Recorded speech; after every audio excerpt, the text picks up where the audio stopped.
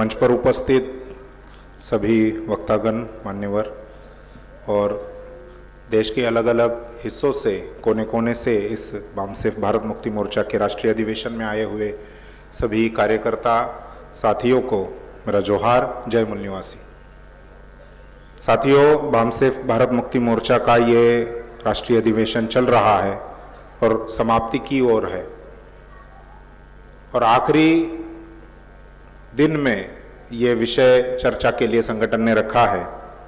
ये बहुत ही महत्वपूर्ण विषय है और शायद इसीलिए इस विषय को आखिर में चर्चा के लिए रखा है, ताकि जब इस पर चर्चा होगी उस गंभीरता के साथ में आप घर जाए और उस पर विचार विमर्श करके जो संगठन के द्वारा जो काम दिए गए हैं उन बातों पर अमल किया जा सके। साथियों, सोशल मीडिया का विषय है। इस सत्र में दो अलग अलग विषय रखे गए हैं। मैं केवल सोशल मीडिया के विषय पर ही अपने विचार व्यक्त करना चाहूंगा। सोशल मीडिया के लिए विषय रखा गया है कि सोशल मीडिया का संगठन खड़ा किए बगैर मूल निवासी बहुजन समाज का जन आंदोलन सफल नहीं हो सकता। जन आंदोलन के लिए पहले विषय रखा जाता था बामसेफ के राष्ट्रीय अधिवेशन में कि जब तक हम राष्ट्रव्यापी संगठन नहीं बनाते, राष्ट्रव्यापी संगठन बनाए बगैर हम राष्ट्रव्यापी जन आंदोलन सफल नहीं कर सकते। अब इसमें थोड़ा परिवर्तन हो गया है। परिवर्तन ये हो गया है कि अब सोशल मीडिया का संगठन बनाए बगैर हम राष्ट्रव्यापी जन आंदोलन को सफल नहीं बना सकते। यानी राष्ट्रव्यापी संगठन बनाने का जो काम है वो पूरा हो चुका है। अब संगठन को, उस ताकत को जन आंदोलन में हमें रूपांतरित करनी है और संगठन के इस शक्ति को, इस ताकत को जन आंदोलन में रूपांतरित करने के लिए मीडिया की बहुत ज्यादा आवश्यकता है। सबसे पहले हमें मीडिया का जो रोल है, मीडिया क्या काम करता है। मीडिया को हिंदी में या मराठी में भी माध्यम कहते हैं। माध्यम है। माध्यम किस बात का है? तो सूचनाओं का माध्यम है। 4 पिलर है, आप सभी जानते हैं। 4 पिलर पर हमारा लोकतंत्र खड़ा है। उस 4 पिलर में सबसे पहला पिलर है विधायिका, जिसे संसद है या विधानसभा है। दूसरा पिलर है कार्यपालिका, एग्जीक्यूशन जो है। तीसरा पिलर है न्यायपालिका और चौथा पिलर है मीडिया। मीडिया का यहां पर क्या काम है? मीडिया माध्यम है। विधायिका में क्या चल रहा है? विधायिका में, संसद में, विधानसभा में किस प्रकार के बिल लाए जा रहे हैं, किस विषय पर चर्चा की जा रही है, कौन सांसद, कौन विधायक कौन से मुद्दे उठा रहा है। 140 करोड़ लोगों के हितों के लिए कानून बनाए जा रहे हैं या नहीं बनाए जा रहे, या उनके विरोध में कानून बनाए जा रहे हैं। यह जानकारी 140 करोड़ लोगों को यानी जनता को देने का काम जो है वो मीडिया करता है। दूसरा मीडिया का काम है कि जो कार्यपालिका है, एग्जीक्यूशन जहां पर होता है, वहां पर क्या चल रहा है। विधायिका ने बनाए हुए कानूनों को अमल में लाया जा रहा है या नहीं लाया जा रहा है, कितने परसेंटेज में लाया जा रहा है, नहीं लाया जा रहा है तो क्यों नहीं लाया जा रहा है, इसकी जानकारी जनता को देना यह काम मीडिया का है। न्यायपालिका में क्या हो रहा है, क्या न्यायपालिका में लोगों को न्याय मिल रहा है कि नहीं मिल रहा, इसकी भी जानकारी, इसकी भी सूचना जनता तक पहुंचाने का काम जो है वो मीडिया का है। यानी मीडिया जो है वो सूचनाओं का साधन है, सूचना प्राप्त करने का साधन है। और वर्तमान में क्या हो रहा है? क्या वर्तमान में जो ब्राह्मण बनिया मीडिया है वो ये काम कर रही है? उनकी अलग ही चर्चा होती है, अलग ही उनके डिबेट होते हैं, अलग एजेंडा सेट करके डिबेट किए जाते हैं। मीडिया क्या करता है? मीडिया आंदोलन को एक तो सही जानकारी नहीं देता, जानकारी छुपाने का काम करता है, और जो जानकारी दी जाती है वो तोड़ मरोड़ कर पेश की जाती है। उदाहरण के लिए संविधान लागू होकर यानी रिजर्वेशन, आरक्षण या प्रतिनिधित्व लागू होकर आज 73 साल हो चुके हैं, लेकिन 73 साल होने के बाद भी आरक्षण या प्रतिनिधित्व या रिजर्वेशन को ही रिप्रेजेंटेशन कहा जाता है, यह बात सामान्य लोगों तक नहीं पहुंची है या नहीं पहुंचाई गई है। यह काम किसका है? यह काम मीडिया का है, जनता को सूचना देना, सूचनाओं का माध्यम है, लेकिन सूचना वो नहीं दे रहे हैं। और जो सूचना दे रहे हैं, मान लीजिए उदाहरण के लिए आरक्षण की ही बात अगर की जाए, एक तो आरक्षण के बारे में सही जानकारी नहीं दी जाती, और जो जानकारी दी जाती है वो क्या दी जाती है कि आरक्षण केवल 10 साल के लिए ही था। तो जो जानकारी दी जाती है वो क्या दी जाती है? तोड़ मरोड़ कर गलत जानकारी दी जाती है। इस प्रकार से वर्तमान मीडिया जो है वो अभी काम कर रहा है। अब बहुजन मीडिया जो है, सोशल मीडिया एक बड़ी टर्म है। सोशल मीडिया में हम भी है, यानी बहुजन मीडिया भी है, बहुजन मीडिया चलाने वाले लोग भी है, और सोशल मीडिया में ब्राह्मण बनिया लोग भी है। जितने भी बड़े अखबार है, चैनल्स है, वो सभी अभी कहां पर आए हैं? सोशल मीडिया पर आए हैं। सोशल मीडिया की ताकत बढ़ रही है, इस वजह से वो सोशल मीडिया पर आ रहे हैं। इसके अलावा जिनका जन्म ही सोशल मीडिया पर हुआ है, उदाहरण के लिए द वायर है, द क्विंट है, न्यूज क्लिक है, ऐसे तमाम ऐसी वेबसाइट्स और पोर्टल्स है जिनका जन्म सोशल यानी डिजिटल प्लेटफॉर्म पर ही हुआ है।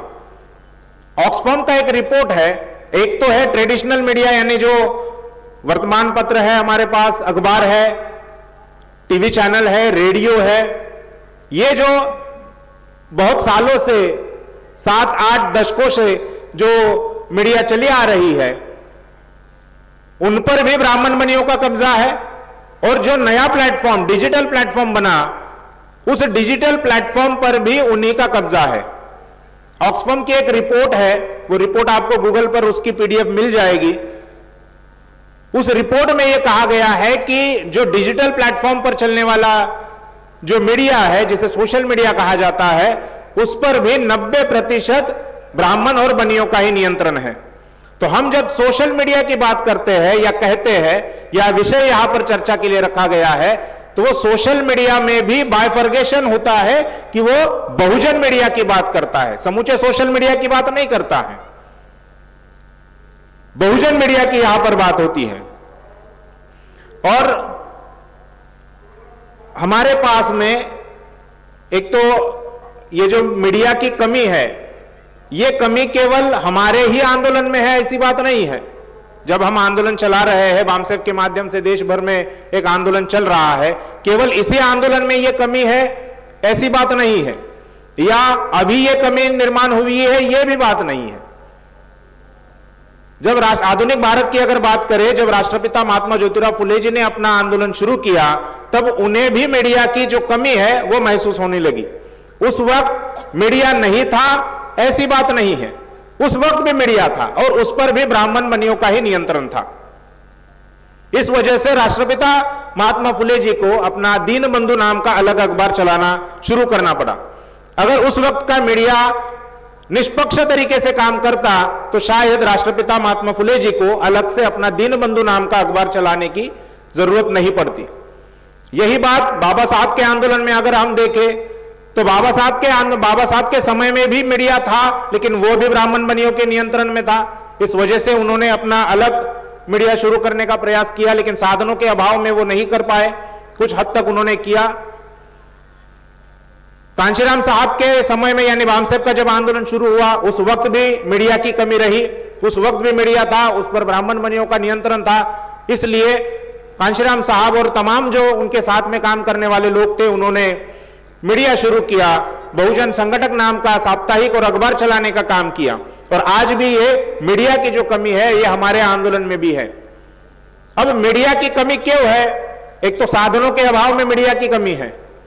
हम 85% लोग हैं संख्या में, लेकिन फिर भी हमारे पास में क्या है? अपना खुद का मीडिया नहीं है। और वो 3.5% लोग हैं। जैसे मेश्राम साहब कहते हैं कि 3.5% लोगों की 5-5 नेशनल पार्टियां हैं, वैसे ही 3.5% लोगों के हजारों चैनल्स हैं।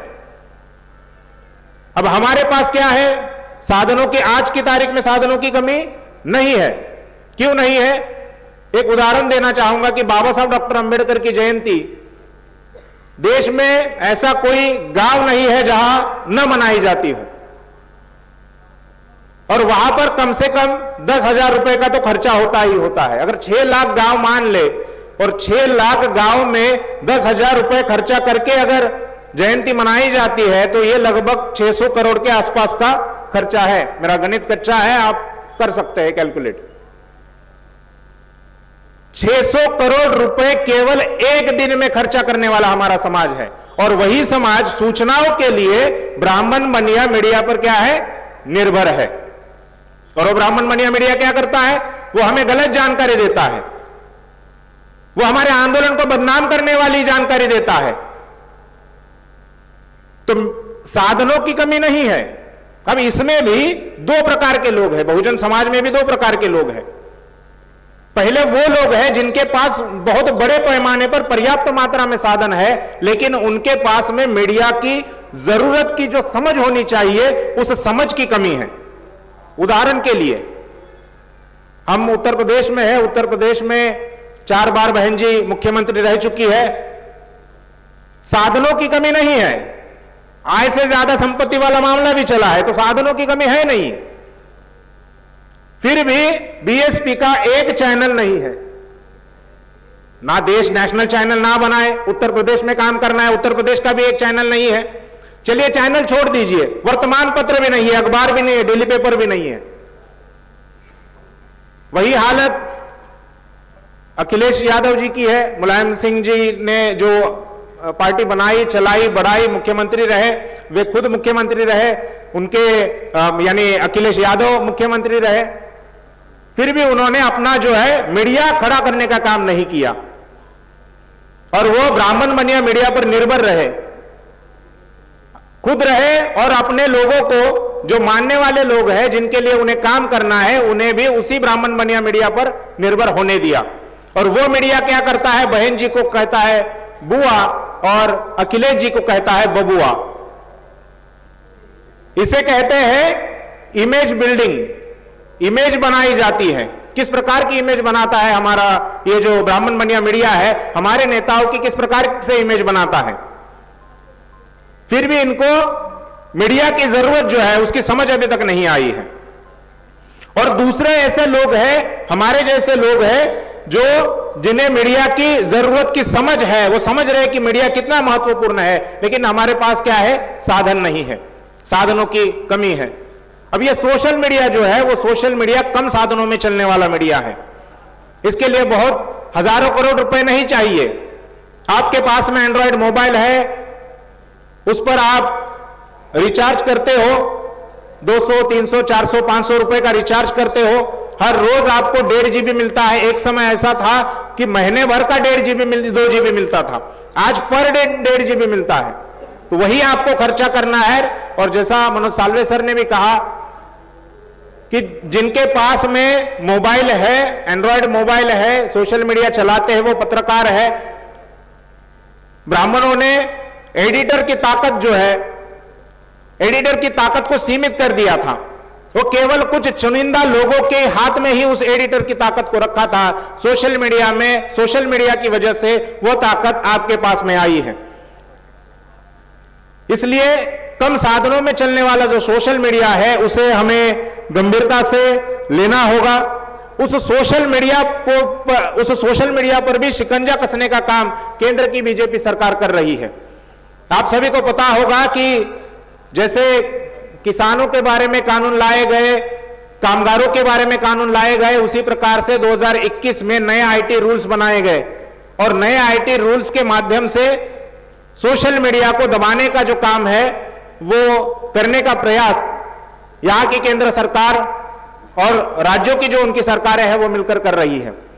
लेकिन लोकतंत्र है, न्यायपालिका में कुछ लोग गए, सुप्रीम कोर्ट में वो मामला पेंडिंग है, बॉम्बे हाई कोर्ट ने उन कानूनों पर स्टे लगा दिया है, मद्रास हाई कोर्ट ने उन कानूनों पर स्टे लगा दिया है। लेकिन ये स्टे ज्यादा देर नहीं रुकेगा, नहीं रहेगा। वो कुछ भी करके वो रास्ता निकालेंगे और सोशल मीडिया पर शिकंजा कसने का जो काम है वो करेंगे। और सोशल मीडिया चलाने वाली जो कंपनियां हैं उनको झुकाने का काम कर सकते हैं। इसलिए हमें अभी सतर्क रहकर समय न गवाते हुए इस सोशल मीडिया का हमारे मुक्ति के लिए उपयोग और प्रयोग करना होगा।